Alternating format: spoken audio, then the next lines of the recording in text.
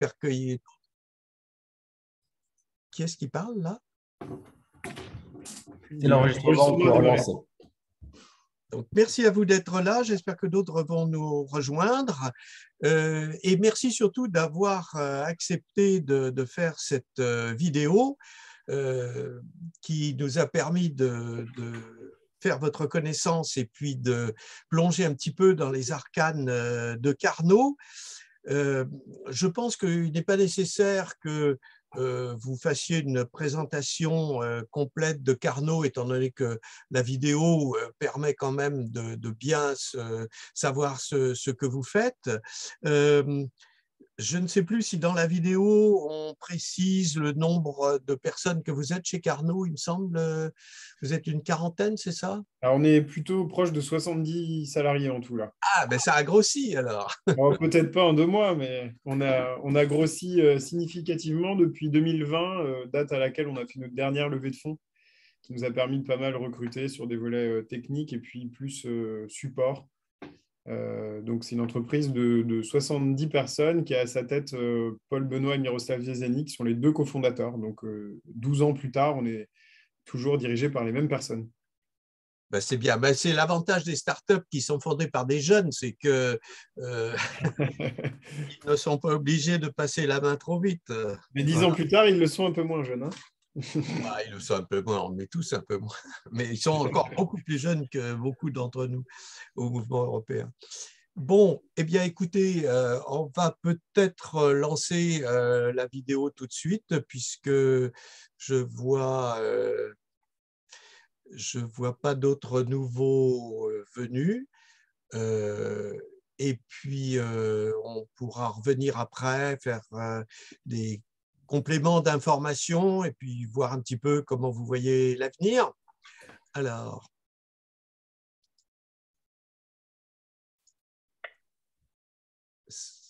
vous voyez l'écran là?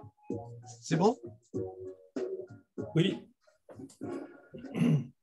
En région parisienne, sur la commune de Montrouge, se trouve un des leaders mondiaux. Donc, on vous entend toujours. Hein, si vous voulez rajouter quelque chose, on peut interrompre. Un ordinateur émet de la chaleur quand il fait ses calculs. L'entreprise Carnot propose une solution pour récupérer cette chaleur et la réutiliser, par exemple, pour du chauffage. Carnot s'est créé à partir d'un constat simple qui est le fait qu'un ordinateur qui travaille est un ordinateur qui chauffe. A fortiori encore plus pour des calculs informatiques très complexes qui sont nécessaires dans l'industrie, dans la recherche médicale, pour fabriquer des films d'animation 3D. Ce constat-là nous a fait penser que les serveurs pouvaient être positionnés directement là où la chaleur qu'ils émettent pourra être valorisée, c'est-à-dire dans des bâtiments, dans des piscines, dans des réseaux de chaleur, dans la ville, là où nous, au quotidien, avons des besoins de chaleur. Ce qui veut dire qu'on a fait du serveur informatique à la fois un outil de calcul informatique complexe et un outil de chauffage écologique et renouvelable, puisque la chaleur qui est émise par les serveurs est intégralement valorisée par les technologies Carnot. Le projet de Carnot, c'est un projet qui a demandé énormément de recherche et développement, de moyens humains et de moyens financiers. L'Union européenne met à disposition des enveloppes qui permettent aux entreprises de faire ces avancées, d'aller vers de la recherche et développement et d'essayer de créer des innovations de rupture. Ce que Carnot est totalement, puisqu'on a décidé de se positionner en alternative assez radicale aux data centers, aux manières de faire du calcul informatique traditionnel. Donc l'Europe nous a permis, nous, de financer une bonne partie de notre recherche et développement et d'amorcer des innovations qu'on n'aurait pas pu faire sans aide extérieure.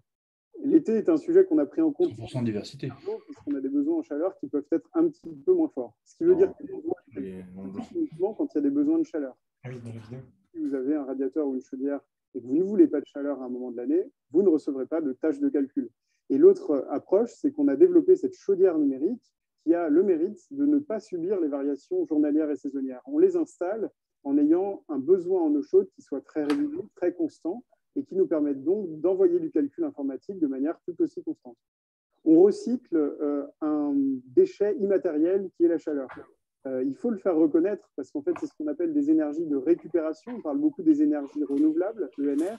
Il y a un deuxième R qui se glisse dans la loi française qui s'appelle l'ENR et R, c'est l'énergie de récupération.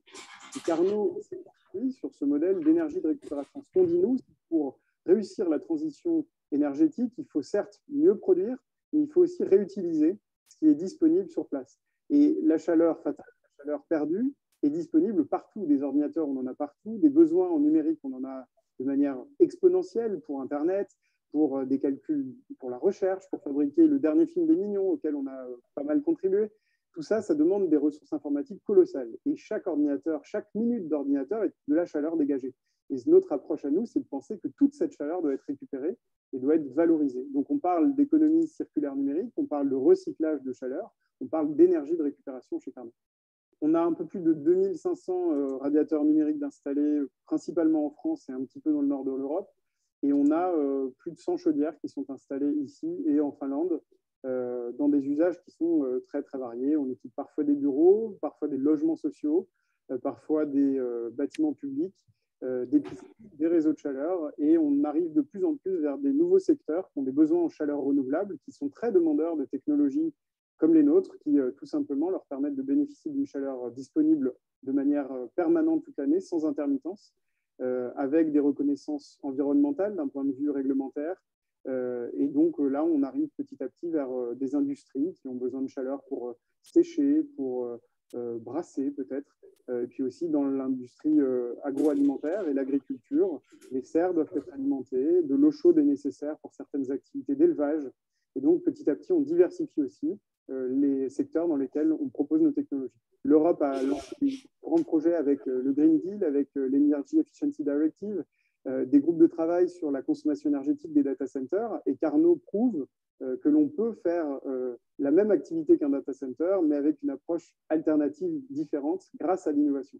Donc on essaye, nous, de coller aux grandes tendances de fond européennes, nationales, avec une innovation qui est en avance sur son temps par définition. Et la souveraineté, ce n'est pas juste d'être chauvin ou d'être trop protecteur, c'est de défendre des industries qu'on a nationalement, au niveau européen aussi, et de prouver que l'Europe est capable, par ses industries, par ses entreprises, de fournir des services de la même qualité que les acteurs extra-européens. Nous, Carnot, on est positionné là-dessus. C'est très important à la fois pour la protection des données, pour la sécurité, pour des enjeux d'autonomie, de liberté, de résilience. Et donc, nous, on est très attachés à ce sujet-là. On le défend, on le porte avec des alliés au niveau français, au niveau européen. Et on discute beaucoup avec la Commission européenne aussi pour montrer que des solutions françaises ou européennes existent et qu'elles proposent la même qualité de service. On s'est habitué depuis très longtemps à avoir des solutions américaines, chinoises ou autres. Il est temps maintenant de montrer que les industries et l'Europe en général a produit aussi des champions, des grandes entreprises qui ont beaucoup de qualité et qui parfois produisent des services de meilleure qualité avec des impacts environnementaux, sociaux, éthiques qui sont bien meilleurs. Pour Nicolas Santoran, responsable de l'innovation, les financements européens permettent de lancer des projets écologiquement plus ambitieux. Dès le départ, les financements publics sont apparus comme un élément important du financement de la recherche et développement et des nouveaux produits chez Carnot. Et naturellement, dans le processus, quand on commence à grandir et à arriver sur des projets plus importants, l'Europe est naturellement dans les possibilités de financement. Chez Carnot, les financements européens nous permettent d'avoir une stratégie ambitieuse d'innovation.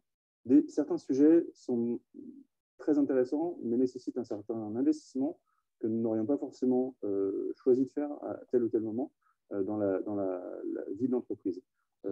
Et ça nous a permis, ces financements européens, d'aller prendre des risques, notamment sur la chaudière, qui est un des projets qui a été soutenu par l'Europe. On a eu la chance chez Carnot d'obtenir plusieurs aides européennes. Une première à travers le fonds FEDER de la région Île-de-France, qui portait sur une solution liée au smart building.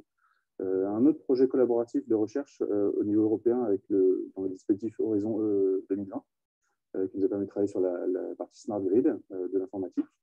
Et on a également fait la chaudière à travers un projet européen qui s'appelle Eurostars, qui est partiellement financé par la Commission européenne. Au-delà de la partie financière, l'Europe a un rôle à jouer sur la partie régulation, que ce soit sur des marchés qui sont assez peu régulés, comme celui du data center, qui est un marché assez récent et assez finalement peu mature dans l'absolu. C'est l'Europe qui va permettre de renforcer les régulations, qui va permettre aussi de poser des nouvelles barrières à l'entrée dans les marchés, sur lesquels les entreprises comme Carnot, qui ont déjà un avantage et qui ont déjà un argument à faire valoir, pourront le valoriser encore plus fortement et encore plus facilement. Donc, de mon point de vue, l'Europe, au-delà des financements, pourra apporter un cadre qui permettra aux entreprises européennes de croître de manière différenciée par rapport aux acteurs qui ne souhaitent pas forcément respecter les règles qui sont en train d'être mises en place suite aux événements. La réutilisation de la chaleur des ordinateurs permet de réduire l'empreinte carbone des calculs informatiques de 75%.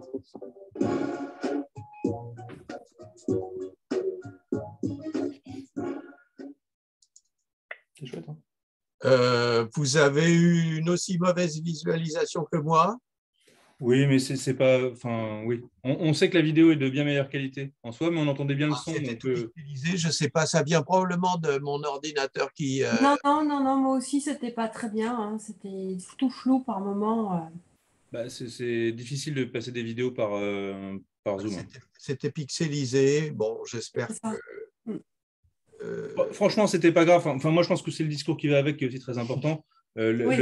L'image, bon, c'est une chose, mais l'image, elle sera bien bonne. Elle sera bonne quand on va la diffuser sur les moyens habituels. Donc, moi, ça ne me paraît pas gênant. Et enfin, oui, effectivement, c'est un peu dommage, mais en vrai, on sait que la qualité de la vidéo est bien meilleure que ce qu'on a vu. Bon, en tout cas, merci beaucoup pour avoir participé aussi efficacement à cette vidéo.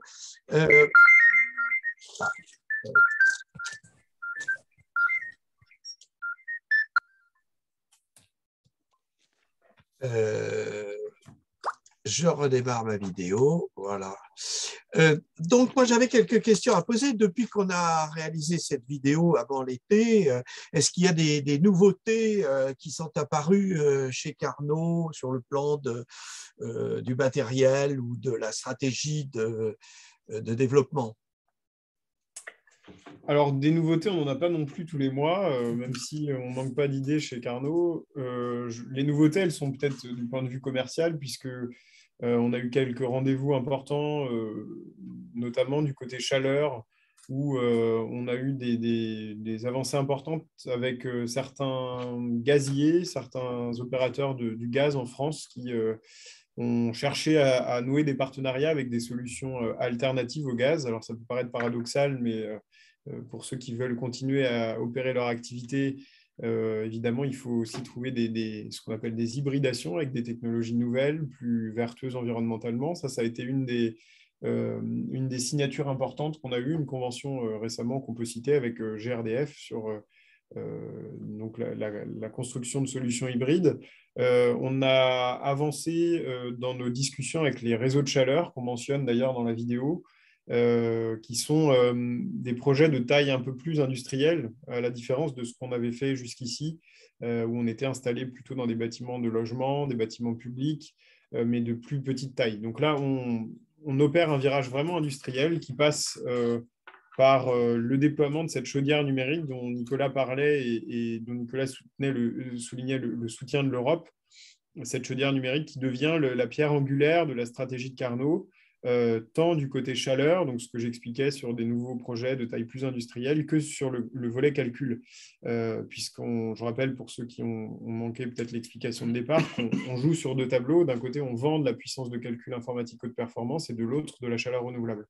Donc, on a parlé de la chaleur et sur le volet calcul, les grandes annonces, c'est que notre R&D qui est assez ambitieuse a progressé, que la chaudière numérique nouvelle génération va être annoncée et présentée officiellement la semaine prochaine.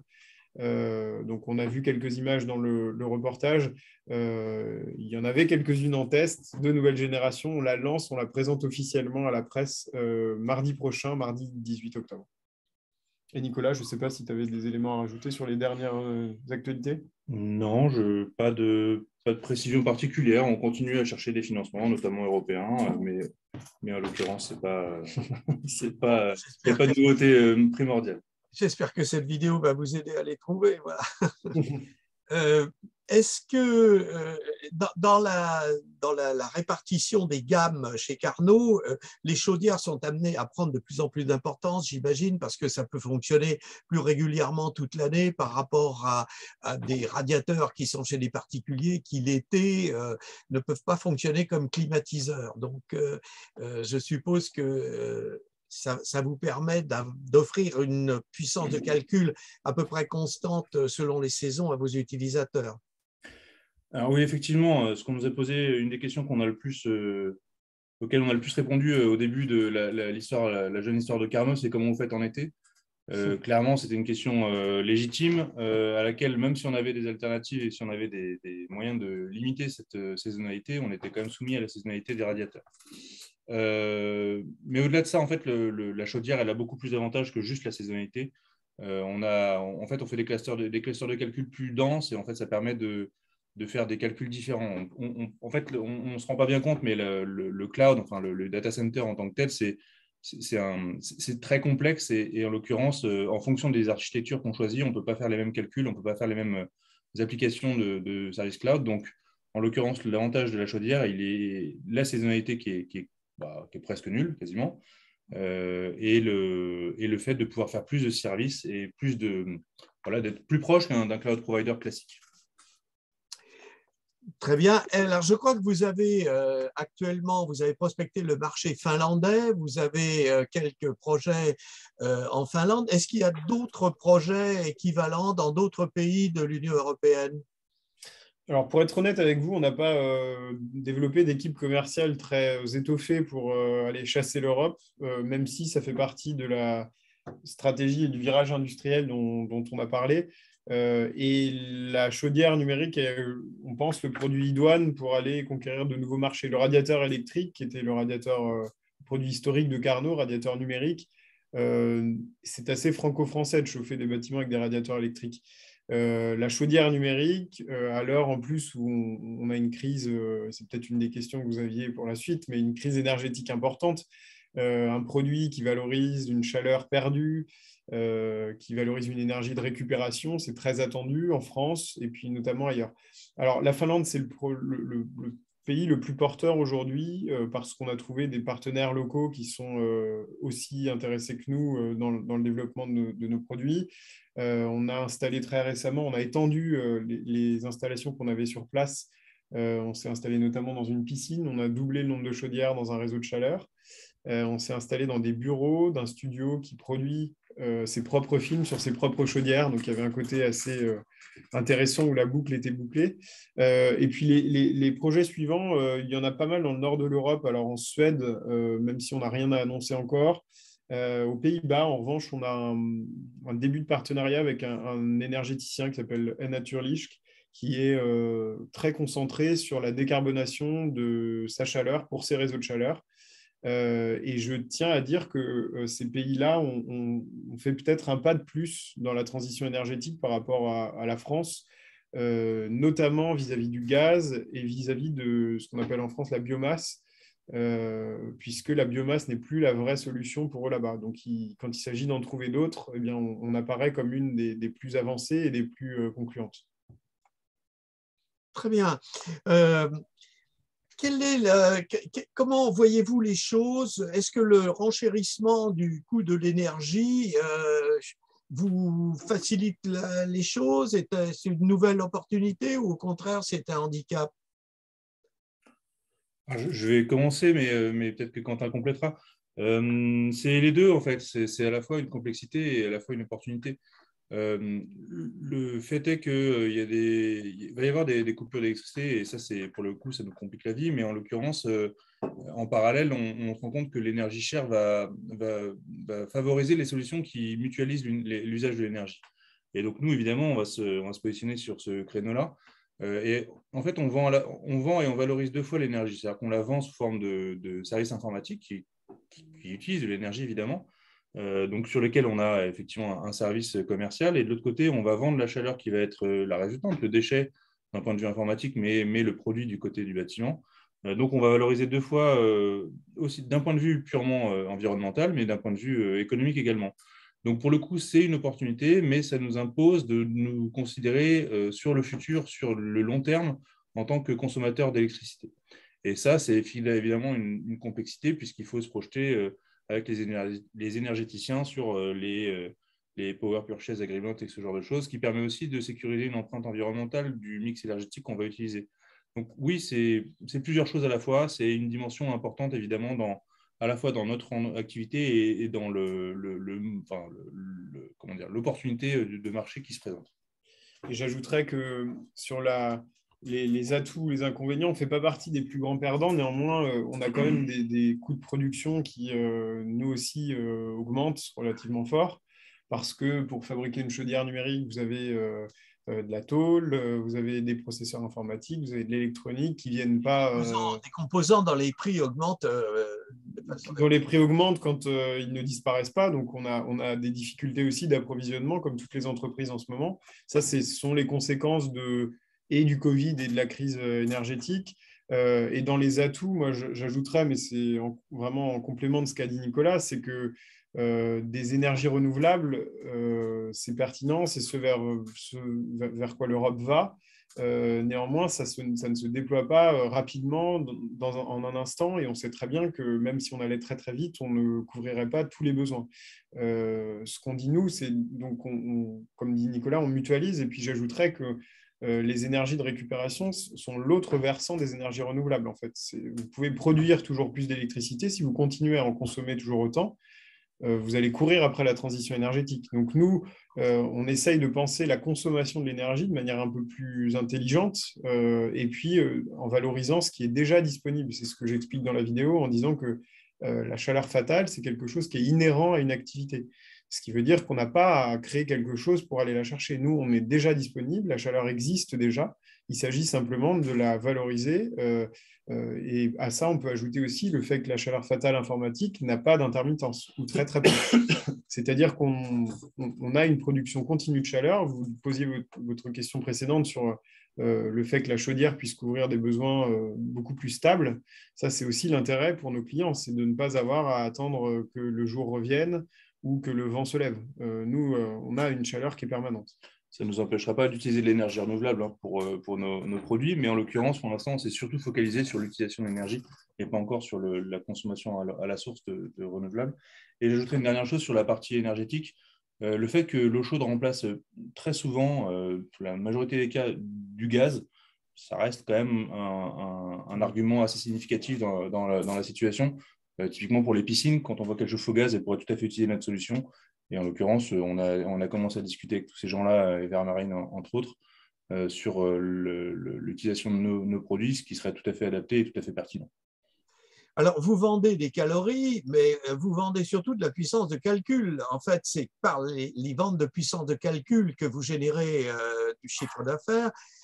Est-ce que vous avez des demandeurs de puissance de calcul en dehors de la France et dans d'autres pays de l'Union européenne en particulier? Oui, alors, pour ce qu'on appelle la puissance de calcul, pour celles et ceux qui ne visualisent pas bien ce que c'est, parce que c'est un peu abstrait, c'est tout simplement du temps de serveur informatique mis à disposition pour des clients. Nous, on est ce qu'on appelle un cloud provider, donc on est un fournisseur de services informatiques que nos clients ne possèdent pas chez eux. C'est-à-dire qu'ils ont recours à des serveurs à distance, pour faire très simple, c'est ça le cloud. Donc ça, c'est vraiment l'activité de Carnot. Ces serveurs-là peuvent tourner pour des usages très variés. Alors, pour s'adapter aux usages, on a des logiciels adaptés à la dynamique des fluides, à la 3D, au calcul de risque. Donc, à chaque fois, nous, on a des équipes de recherche et développement en interne qui mettent à jour, si vous voulez, l'offre Carnot pour qu'elle soit adaptée à ces différents clients. Donc ça, c'est un premier élément pour répondre.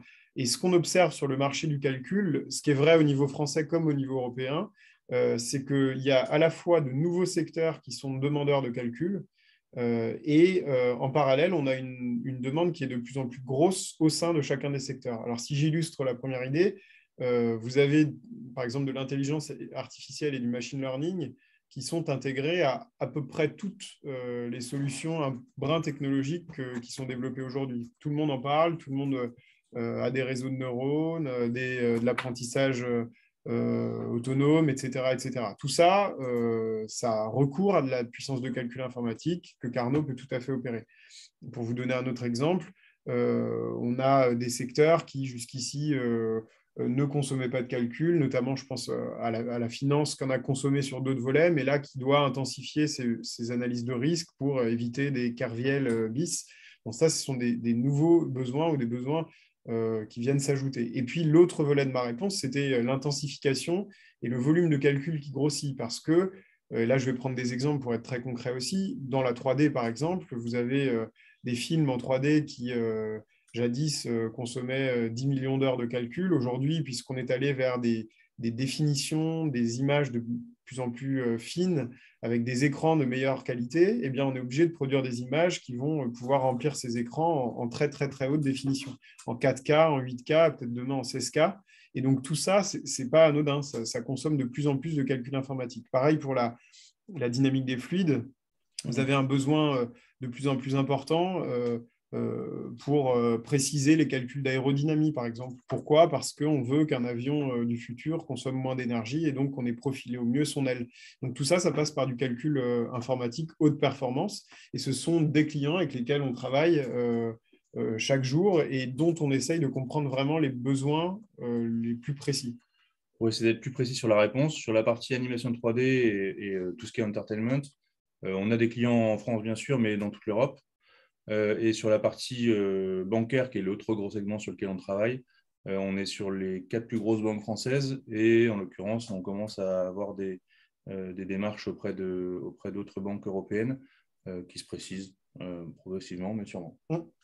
Et ça, c'est une tendance de fond que des gros consommateurs de puissance de calcul fassent appel à des réseaux comme le vôtre plutôt que d'avoir des ordinateurs en interne qui ne tournent pas forcément. Ah oui, tout à fait. Alors, la tendance de fond du cloud, ce n'est pas nous qui l'avons initié, hein, clairement. C'est Amazon, c'est Microsoft avec Azure, c'est Google avec GCP ou même OVH en France. Donc non, la migration vers le cloud intervient depuis maintenant une bonne dizaine d'années, on va dire. Il y a des secteurs qui sont plus ou moins matures, mais globalement, la finance et la 3D sont assez matures sur ce point de vue-là. Il y en a d'autres qui le sont un petit peu moins. La santé, par exemple, c'est plus compliqué avec les données de santé, la sécurité, etc., qui est associée. Mais la difficulté, en fait, de toute façon, pour toutes ces industries, c'est qu'avoir leur propre data center, c'est une question qui était encore accessible à n'importe quelle entreprise, entre guillemets, il y a encore jusqu'à une quinzaine d'années. Sauf que ça se complexifie. La gestion, quand on cherche à rendre plus efficaces ces infrastructures, en fait, au bout d'un moment, il faut avoir des experts, quoi. Et donc, les banques, par exemple, n'ont pas ces experts-là en interne et ça devient plus compliqué qu'autre chose. Et une dernière chose, une des raisons pour lesquelles on va sur le cloud en règle générale, c'est aussi parce que on parlait de saisonnalité de température, mais en fait, pour certaines industries et certaines filières, il y a une saisonnalité où, en fait, il y a des pics de demande, il y a des pics de besoins qui font que pour accéder à des pics de besoins, il faut avoir une infrastructure qui est surdimensionnée par rapport aux besoins habituels. D'ailleurs, pour la petite histoire, c'est une histoire qui est intéressante, que je trouve intéressante en tout cas. Amazon, pourquoi ils ont développé des services de cloud et de data center? C'est parce qu'en fait, ils étaient dimensionnés pour le Black Friday. Et le Black Friday aux États-Unis, c'est un truc qui est gigantesque et en fait, ça consomme énormément de ressources. Et en fait, ils étaient dimensionnés juste pour ce Black Friday qui arrive une fois par an. 3 jours par an, oui. Voilà, et donc le résultat, en fait, leur infrastructure ne servait à rien. Enfin, globalement, à rien, je ne sais pas, mais en tout cas, elle était sous-utilisée. Donc, ils se sont dit, bah, tiens, on va valoriser cet espace, cette capacité qui est sous-utilisée. Donc, en fait, eux, ils ont fait le travail pour les autres, de se surdimensionner pour un moment dans l'année et pour devenir le cloud provider des autres. Mais voilà, c'est pour expliquer que l'utilisation, les pics d'utilisation ont un impact sur le choix de l'infrastructure. Et en fait, cette infrastructure, on peut en avoir une partie en propre et une partie à l'extérieur, ce qu'on appelle du débordement. C'est-à-dire que nous, on a des studios d'animation qui ont leur propre infrastructure, mais l'idée étant de la dimensionner suffisamment justement pour que ça ne coûte pas trop cher, pour que ça ne représente pas une empreinte carbone trop forte et qu'on puisse aller avoir la souplesse du cloud derrière. J'ajouterais à la réponse de Nicolas, puisqu'il a cité tous les gros Américains qui ne sont pas nos amis les plus proches, qu'on a nous un souci de développer aussi des solutions françaises et européennes. Alors, on l'a entendu dans la vidéo, et encore une fois, ce n'est pas juste pour claironner avec le drapeau bleu ou le drapeau bleu-blanc-rouge, mais c'est pour montrer qu'on sait faire aussi en Europe. Et puis la souveraineté, ce n'est pas juste un affichage politique, c'est des réalités très concrètes. En fait, la base de la souveraineté numérique, ce sont les lois extraterritoriales américaines qui sont un danger pour l'Europe et pour les entreprises européennes et même les gouvernements européens, puisqu'elles permettent à des entreprises américaines ayant des activités sur le sol européen d'extraire les données de n'importe quel client si la NSA ou le gouvernement les demande. Ce qui veut dire que la limite entre le secret défense important où on puisse avoir des activités un peu illicites et des brevets très simples d'entreprises technologiques comme les nôtres, elle est vraiment très, très, très fine. Et donc, nous, on est assez vigilants là-dessus. Il ne faut pas être parano non plus, mais c'est vraiment là-dessus que se fonde le principe de souveraineté numérique. Et donc, la souveraineté, c'est simplement être maître de ce qui se passe sur l'infrastructure qu'on utilise. Aujourd'hui, quand vous avez des Microsoft ou des Amazon qui vous disent que les data centers étant en France, plus aucun danger ne court quant à la sécurité ou à la confidentialité des données, c'est de la flûte. Ce qui se passe en réalité, c'est que c'est par les logiciels que ces données-là peuvent être extraites, et les logiciels, par définition, on ne les voit pas, on ne les contrôle pas, et on n'a pas la lecture du code des logiciels de ces gros acteurs-là. Je ne dis pas que les Européens font mieux que tout le monde tout le temps, mais par contre, sur ces sujets-là, on a des règles et des principes qui sont beaucoup plus stricts. Voilà. Et donc, la souveraineté numérique, pour nous, elle veut dire qu'on doit développer une infrastructure que l'on maîtrise. Donc, nous, une fois qu'on a acheté nos processeurs, on les gère, on les maintient, on les manage, comme on dit. On développe nos propres logiciels, nos propres interfaces en interne. Et quand on doit faire appel à des partenaires, autant que possible, on fait appel à des partenaires français ou européens. Et ça, c'est vraiment une garantie qu'on veut fournir à nos clients. Vous inscrivez directement dans l'optique et la philosophie de la législation sur les services numériques et la législation sur les marchés numériques, le DSA et le DMA, qu'a promulgué la Commission et le Parlement récemment. C'est exactement ça. Alors, j'ajouterais, parce que nous, on parle souvent du triptyque DSA, DMA et Data Act, qui est en cours de discussion, et dont d'ailleurs les derniers amendements ont dû être envoyés, qui sont censés devenir des garde-fous réglementaires vis-à-vis des Américains. Alors, si j'illustre un tout petit peu, je ne sais pas si vous me donnez 2 minutes pour en parler. Bien sûr, oui.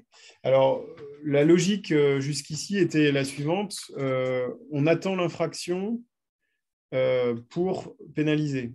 C'est-à-dire que les Américains, avec des pratiques anticoncurrentielles ou déloyales, on attendait de les... Comment ? Monopolistiques. On attendait de les prendre la main dans le sac pour finalement les punir. En réalité, ce qui se passe, c'est que le temps de l'instruction, le temps des recours, le temps des appels, le temps des je ne sais pas quoi, en fait, il s'est passé, en tout cas pour les dernières pénalités appliquées à Google, il s'est passé 9 ans pendant lesquels Google a continué à travailler comme si de rien n'était. Là, les bénéfices et le chiffre d'affaires sur cette période-là, pour un Google, c'était en milliards d'euros. Et en fait, la somme que Google a été, même je dis en milliards, mais c'est en dizaines de milliards, la somme que Google a été tenu de payer était finalement extrêmement résiduelle, mais même très infime par rapport à tout le volume de chiffre d'affaires généré pendant cette période-là. La logique des DSA, DMA et a fortiori du Data Act, même si c'est un peu connexe, c'est justement de ne plus fonctionner dans la punition a posteriori, mais c'est en anticipation des infractions. Ça peut paraître un peu bateau, hein, mais en fait, c'est un changement de paradigme absolu qui fait que désormais, Google devra montrer qu'il se conforme et ne pas attendre d'être puni pour agir correctement. Et ça, pour nous, Européens, c'est une très bonne nouvelle. Après, le Data Act, le DMA et le DSA se focalisent sur des entreprises avec des critères qui sont très stricts, qui en fait touchent moins de 10 entreprises au monde. Ce sont les très très gros avec des très gros chiffres d'affaires présents dans je ne sais plus combien de pays avec je ne sais plus combien de clients, mais c'est assez restrictif. Donc les très gros sont visés vraiment en direct, et tant mieux, mais par contre c'est vraiment une avancée conséquente. Et on a beaucoup, et j'ajoute c'est un petit point technique, mais il y a beaucoup de pratiques qui sont visées dans ces textes-là qui nous handicapent au quotidien dans ce qu'on appelle le lock-in. Donc, c'est la manière dont les opérateurs de cloud aujourd'hui verrouillent les marchés et les clients grâce à des pratiques ou à cause de pratiques qui sont très, très, très condamnables. Alors, j'en cite quelques-unes pour que vous représentiez contre qui on joue. On joue contre des gens qui offrent des crédits cloud, donc c'est comme si on vous donnait un échantillon de crème, mais qui fait 4 litres. Donc, en fait, l'échantillon, vous allez le consommer, puis vous allez rester dépendant de l'échantillon, puisqu'en fait, vous allez consommer. Vous allez, en fait, avec ces crédits cloud, développer votre propre logiciel ou votre propre application. Puis, en fait, au bout d'1 an ou 2, quand on vous supprimera les crédits cloud, vous serez tenu de rester sur cet environnement cloud, puisque ça coûterait trop cher d'aller redévelopper tout le reste ailleurs. Ça, c'est un exemple des crédits qui sont d'ailleurs pas imposables, au passage, je le dis. Vous avez d'autres pratiques qui consistent à faire payer la récupération de ses propres données quand on veut quitter son cloud provider américain. C'est ce qu'on appelle les egress fees qui sont dans le viseur du Data Act, justement. Eh bien, on doit payer, mais très cher, pour récupérer ce qui nous appartient, ce qu'on a développé pendant des années. Et donc, évidemment, si vous devez payer la migration plus payer le fait de récupérer vos données, vous êtes découragé de changer d'opérateur. Donc, vous ne passez pas d'un Amazon à un OVH ou un Carnot. Et après, vous avez beaucoup d'autres pratiques qui sont un peu plus sournoises, de publicité, de marketing, de sponsorship, même vis-à-vis de l'Union européenne, qui sont assez inquiétantes parfois et qui, nous ont fait prendre des positions un peu ouvertes de temps en temps. Ils nous ont interpellés, oui. Nous ont interpellés. Je pense par exemple à Gaia X, qu'on n'a pas toujours bien comprise. Oui, c'est un petit peu étrange cette directive. Vous ne ferez pour le moment que de la puissance de calcul, vous ne ferez pas des capacités de stockage pour le moment.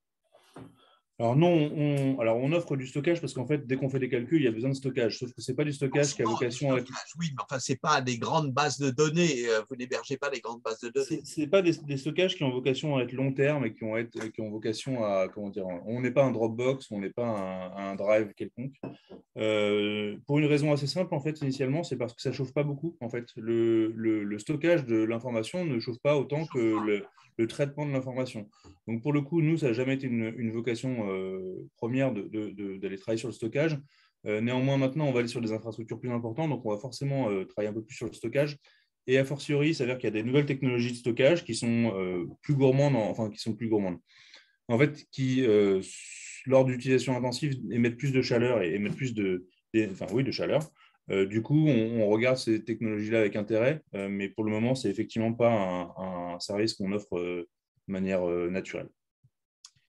Très bien. Mais écoutez, merci beaucoup. C'est quand même intéressant de voir qu'il y a des entreprises françaises qui, au lieu d'enfouir les serveurs sous la mer pour chauffer les poissons, les mettent dans des logements ou dans des sous-sols de piscine pour chauffer des habitations ou pour chauffer les bassins de natation.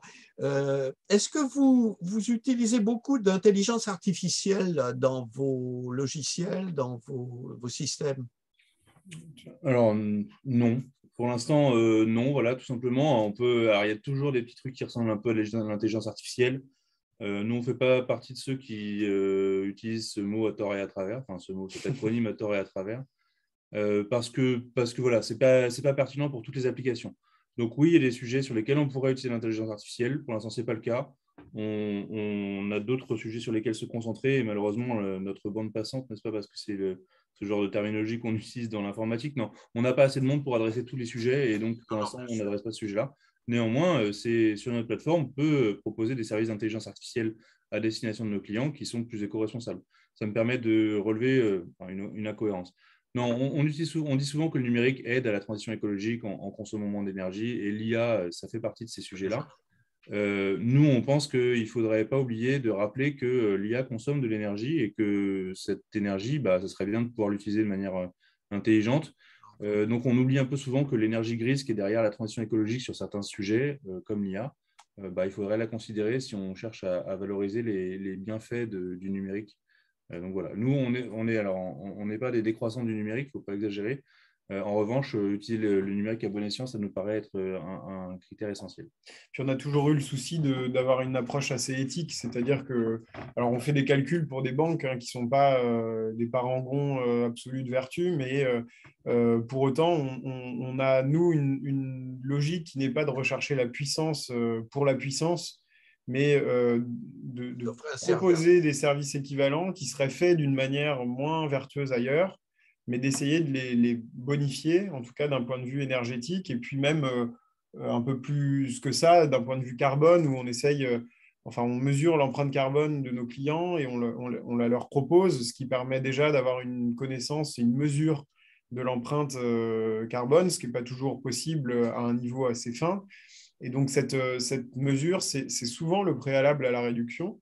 Et donc, on travaille beaucoup sur ces aspects-là. Alors, on a d'autres défauts. On n'est pas, comme dit Nicolas, on n'est pas des décroissants. Donc, on consomme de l'énergie, on consomme des ressources, mais notre objectif, c'est d'essayer d'en consommer le moins possible et sans dégrader la qualité, sans dégrader la sécurité non plus, qui sont des enjeux vraiment très sensibles. Alors, au niveau français, européen, tout le monde est dans le même bateau. Ce qu'on appelle la cybersécurité, ça fait partie de nos grands soucis au quotidien. Et pour ça, on est assez reconnu pour le sérieux de nos pratiques.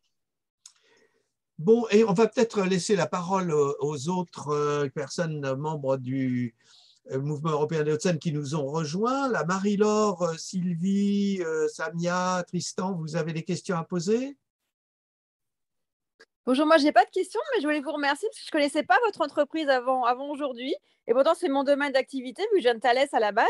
Donc voilà, merci. Et si vous n'avez pas assez de monde, on peut vous proposer des alternants. Je suis aussi mentor et tuteur école à l'ESSILV. C'est l'école d'ingénieurs de la défense. Et on a beaucoup d'alternants qui cherchent pour 3 ans. Donc, ça peut être un bon moyen d'avoir des très, très, très bons élèves pour pas cher en plus. On ne pense pas qu'à ça, mais oui, on est intéressé. On a régulièrement des stagiaires et des alternants, donc oui, ça nous intéresse. D'accord. Je vous envoie mon mail ou tu leur envoies, tu leur donnes ou je le fais? Je le fais sur le chat. Je renverrai ton mail. Sylvie, est-ce que tu as des questions particulières, des précisions à demander?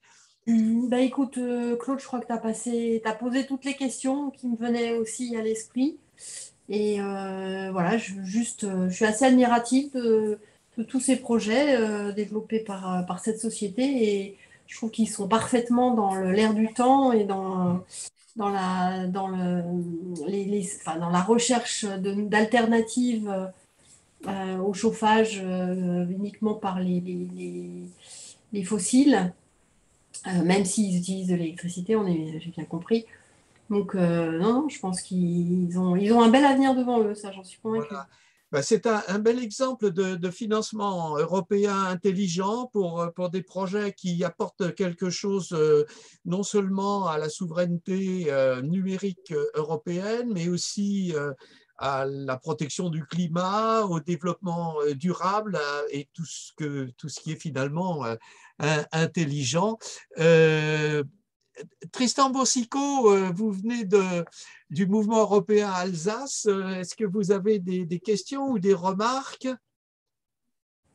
Il a écrit qu'il était dans les transports, qu'il ne pouvait pas parler. Micro, Tristan. Non, mais il est dans les transports, il ne peut pas parler. C'est ce qu'il a mis dans les transports. Bon.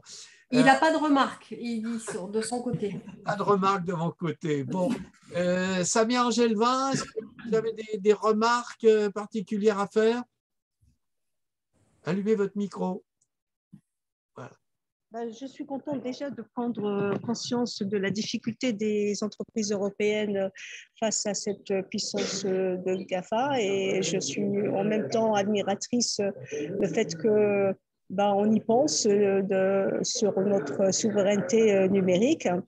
Et c'est vrai que moi, je viens du milieu culturel, artistique et handicap. Ça n'empêche pas d'avoir une vision et je suis tout le temps à l'aguet des informations qui nous inquiètent concernant notre souveraineté et la protection de nos données. Voilà, et je vous remercie pour cela. Bon, eh bien, merci à tous. Alors, si vous n'avez pas pu voir, il y en a qui nous ont rejoints plus tard, si vous n'avez pas pu voir la vidéo, il va y avoir un lien sur notre page Facebook donc du Mouvement européen des Hauts-de-Seine. Donc, vous pourrez la visionner et dans de meilleures conditions que ce qui a été montré tout à l'heure, j'espère. Et puis, je vous donne aussi rendez-vous lundi prochain à 15h, puisque nous aurons une présentation de l'autre vidéo que nous avons réalisée avec la mairie de Nanterre. Alors, c'est quelque chose de très différent, puisque là, on n'est pas dans la pointe de la technologie avancée, mais dans quelque chose qui est non moins utile, puisqu'il s'agit de financer sur fonds européens l'équipement de la Maison des associations de la ville de Nanterre avec des bornes Wi-Fi qui permettent à toutes les associations de Nanterre de bénéficier de débit Internet de très haut de gamme et dans des conditions très satisfaisantes. Donc ça aussi, c'est l'Europe au coin de ma rue, un projet très intéressant que vous pourrez découvrir lundi prochain à 15 h. Donc j'enverrai aussi un lien à tout le monde. Voilà. Merci beaucoup. Jérôme, est-ce que tu veux ajouter quelque chose? Jérôme Quiré, qui est notre délégué général pour le mouvement européen. Non. Bon. En tout cas, merci beaucoup à Quentin et Nicolas. Merci à Naya Etchekopar. Et encore un très grand bravo pour la réussite. Je trouve que c'est très encourageant de voir des entreprises performantes, innovantes comme ça, qui se battent sur des marchés qui sont quand même très concurrentiels et qui apportent des solutions à la fois pour notre souveraineté numérique et pour lutter contre le réchauffement climatique. Un grand merci à tous les trois et à toute l'équipe. Et puis, à très bientôt. Et puis, n'hésitez pas à revenir vers nous pour d'autres projets que vous avez ou si vous voulez qu'on réalise d'autres vidéos chez vous, c'est tout à fait envisageable. Voilà, merci. Avec plaisir. Merci beaucoup. Merci de votre beaucoup. invitation. Au revoir à tous. Merci bien. Au revoir.